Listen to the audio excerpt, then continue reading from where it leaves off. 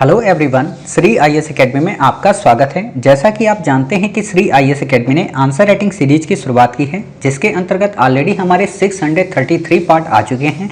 ये हमारा पार्ट 634 है। अपने इस पार्ट में हम देखेंगे कि आपके द्वारा हमारे टेलीग्राम चैनल पर किस प्रकार का प्रश्न लिखकर भेजा गया, उसे आपने किस तरीके से लिखा और वास्तव में आपको उसमें किन किन बिंदुओं को ऐड करने की आवश्यकता है। तो चलिए शुरू करते हैं। जैसा कि आप देख रहे हैं, ये प्रश्न आपके द्वारा हमारे टेलीग्राम चैनल पर लिखकर भेजा गया है। तो सबसे पहले हम आपके इस प्रश्न को पढ़ेंगे, आपके उत्तर को चेक करेंगे और देखेंगे कि इसमें किन किन बिंदुओं को ऐड करने की आवश्यकता है।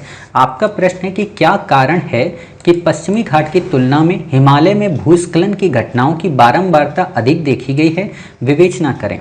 आपने उत्तर लिखा है, भूस्खलन से तात्पर्य एक ऐसी भूवैज्ञानिक घटना से है जिसमें भूमि का कोई भाग पृथ्वी के गुरुत्वाकर्षण के प्रभाव से नीचे की ओर मलबे के रूप में खिसकने लगता है। इस घटना में चट्टान के छोटे छोटे पत्थरों के गिरने से लेकर बड़े बड़े चट्टानों का खिसकना भी शामिल है। भारत का 15% भूभाग भूस्खलन से प्रभावित है, परंतु हिमालय में पश्चिमी घाट की तुलना में भूस्खलन की घटनाओं की बारंबारता अधिक देखने को मिलती है, जिन्हें निम्नलिखित बिंदुओं के माध्यम से समझा जा सकता है। नंबर 1, पश्चिमी घाट की ऊंचाई तथा ढलान की तीव्रता हिमालय की अपेक्षा कम है।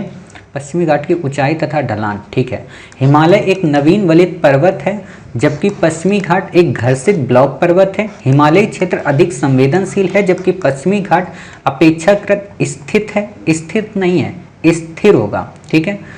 हिमालय से निकलने वाली, और यहाँ पे हिमालयी क्षेत्र अधिक संवेदनशील है, भूकंप का संवेदनशील क्षेत्र है, ठीक है, भूकंपी संवेदनशील क्षेत्र है। हिमालय से निकलने वाली नदियों के कारण जल तथा अवसाद का दबाव बढ़ जाता है, जिसके कारण ढलानों पर भी दबाव बढ़ जाता है, जबकि पश्चिमी घाट की नदियों में हिमालय नदियों के अपेक्षा अवसाद कम है। हिमालय क्षेत्र में ठंड में होने वाली बर्फबारी जब गर्मी के मौसम में पिघलती है तो वहाँ की मिट्टी को मुलायम बना देती है, जिससे भूस्खलन की समस्या बढ़ जाती है।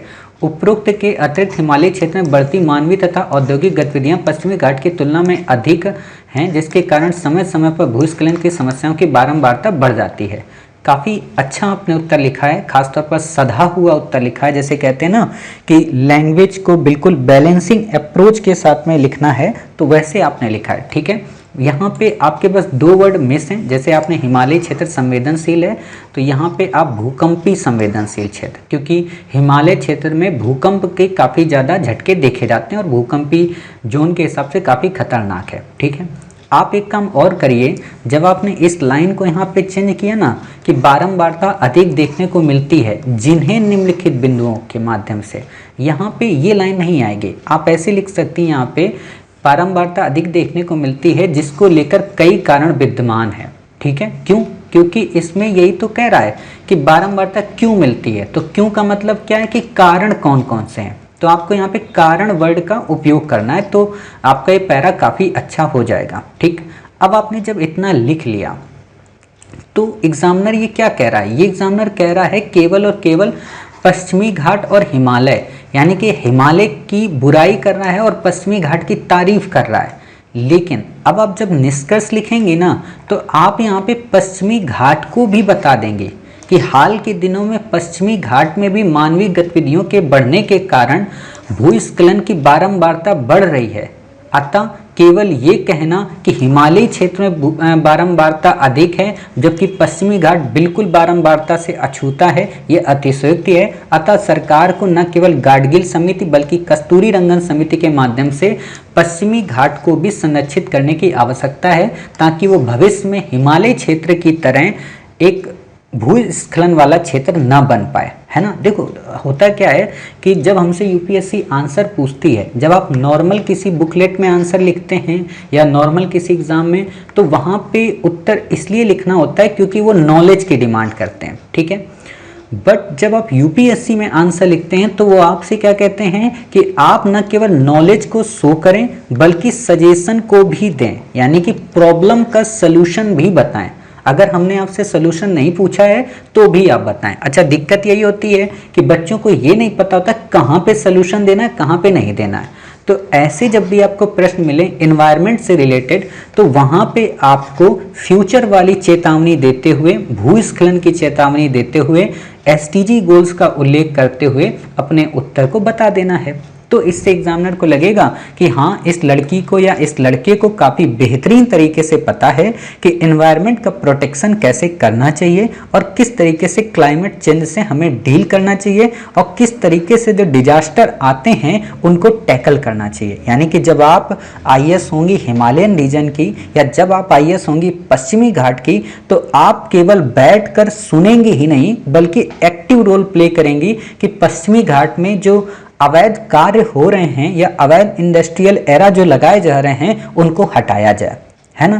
तो आप ऐसे उल्लेख कर दो। तो एग्जामिनर के माइंड में देखो सब लोग ऐसा लिखेंगे, ऐसा नहीं है, आपको ही पता है ऐसा सभी लिखेंगे। आपको ये भी पता है कि हमने आपको ऐसा ही बताया है, लेकिन हम चाहते हैं ना कि थोड़ा आप अंदर से कुछ निकालें, अपने जिसको कहते हैं ना बौद्धिक ज्ञान, उसको आप निकालें। हम आपको जब फ्रेम देते हैं तो हमारी उम्मीद यही होती है कि 2 से 3 लाइन आप अंदर से और निकाल दें तो मज़ा आ जाए, ठीक है। तो आप समझ गए कि इसमें हम 1-2 पॉइंट और कैसे ऐड कर सकते हैं और किस तरीके से अपने उत्तर को और बेहतरीन बना सकते हैं। आप यहाँ पे चाहें तो सिक्योर हिमालय जो प्रोजेक्ट है भारत सरकार का, उसको भी आप डाल सकती हैं सजेशन के रूप में। हालांकि हाल ही में सरकार ने सिक्योर हिमालय जैसे प्रोजेक्ट को लॉन्च किया है जो कि भूस्खलन या वहाँ पे बढ़ती इस प्रकार की बारंबारता आपदाओं की उसको रोकने के लिए काम करेगा, ठीक है। तो इससे आपका उत्तर और बेहतरीन हो जाएगा, ठीक है। उम्मीद है आपको ये प्रश्न समझ में आया होगा। इसका उत्तर आपने अच्छा लिखा है, कुछ बिंदुओं को आपने ऐड कर दिया है, वो भी अच्छी बात है। यहाँ पे जो 1-2 मिस्टेक हुई हैं उन्हें आप सही कर दीजिएगा। और एक बात और बताएं, कहते हैं ना कि जब हम ज्योग्राफी लिखते हैं भूगोल, तो भूगोल की शब्दावलियों का उपयोग करें। जैसे आपने यहाँ पे लिखा छोटे छोटे पत्थरों के गिरने से, मतलब देखो वैसे इतना देखा नहीं जाता है, लेकिन मैं चाहता हूँ ना कि आपको परफेक्ट बनाएं, जितना थोड़ी थोड़ी कमियां है ना उसको भी दूर कर दें, 101% परफेक्ट बनाएं।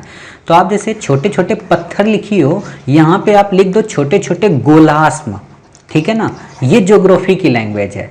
जो कहा नहीं जाता है कि अगर हमें उसको उस नाम से बुलाना तो उसको उसी नाम से बुलाएं, ठीक है। जैसे आपका घर का नाम कुछ और होगा, ऑफिशियली नेम कुछ और है आपका, तो जब आप आईएएस बन जाएंगे तो हम आपको मैडम कहेंगे, ठीक है। तो मैडम ज़्यादा अच्छा लगेगा ना कि आपके नाम से हम बुला के कहें, क्लियर। तो उसी तरीके से जब आप उत्तर में गोलास में लिख देंगे तो उत्तर आपका और बेहतरीन हो जाएगा। एग्जामिनर को लगेगा अरे वाह, इस लड़की को ना ज्योग्राफी के बारे में बहुत अच्छी जानकारी है, ठीक है।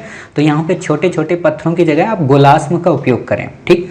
अब यहाँ पे जब आप साइड में ना यहाँ लिख लिया करें छोटे छोटे पत्थर इज इक्वल टू गोलास्म, ठीक है। और वहाँ जो मैंने भूकंप बताया उसको भी आप लिख लीजिएगा। अब यहाँ पे 2 काम आपने जो नहीं किए हैं, गलत बात है, मतलब मैंने तो आपको बताया था, हो सकता है गलती मेरे से ये हुई है कि आपने आंसर पहले लिख दिया था बट मैंने मैप बाद में भेजा है। लेकिन आपको तो मैंने मैप बताया था, बट फिर भी आपको यहाँ पे एक मैप बनाना चाहिए था, ठीक है। हिमालय का आप बना दें और फिर आप नीचे एक पश्चिमी घाट का मैप बना दें, क्लियर। तो ताकि एग्जामिनर को लग जाए कि अच्छा इसको मैपिंग भी आती है, ठीक है। नहीं तो ऐसा बिल्कुल सादा लग रहा है कि आपने दाल रोटी दे दी बिना सलाद के, ठीक है। तो उम्मीद है आप समझ गए कि वास्तव में आपको उत्तर कैसे लिखना है, कैसे बिंदुओं को ऐड करना है और कैसे इस प्रश्न को डेकोरेट करके उत्तर को और बेहतरीन बना देना है, ठीक है। मिलते हैं आप ही के द्वारा भेजे गए एक नए आंसर के साथ। तब तक अपना ख्याल रखिए और स्वस्थ रहिए।